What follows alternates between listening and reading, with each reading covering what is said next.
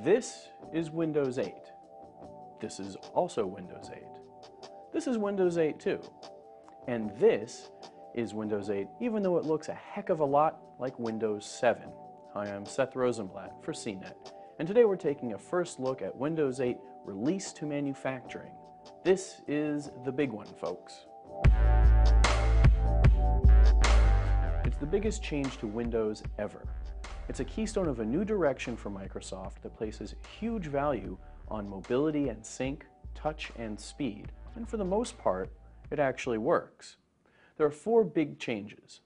Screen edges are active. When you're on a touch screen, a mouse pad, or even a good old mouse, there's a lot of activity both in the start screen and in apps. This is good for maximizing screen space for the app, but it's also likely to confuse and possibly annoy you until you get used to it.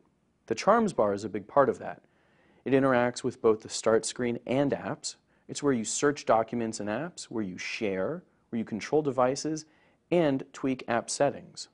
The default apps are robust and interactive. They don't always have the best layout, but they're definitely deep in content. It's hard to know what features are hidden under an edge and what are in-app navigations, so that part can be a little bit confusing. Live tiles do make it easy to see updates, and they can be turned off if you find it too chaotic. Microsoft didn't give us a lot of time to test this RTM, but Sync appears to work well with apps and some non-Microsoft accounts. Using a Microsoft brings over settings, including password, photo login, and apps. Desktop mode looks a lot like Windows 7, but without the translucent arrow border. It's very touch responsive, even when touching specific words. It's a place for your legacy apps and where you can access more traditional, robust Windows controls. Many apps will go straight from Metro into desktop. Windows 8 answers more questions about the future of Windows than it leaves by the wayside, but there are still a few important unknowns out there.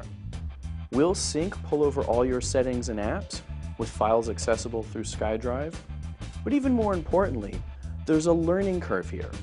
This is a big risk for Microsoft, and I think it works, but it definitely will not suit everybody. Like it or not, the future of Windows is touchable, syncable, and tiled with apps. And it's here. With your first look at Windows 8, I'm Seth Rosenblatt.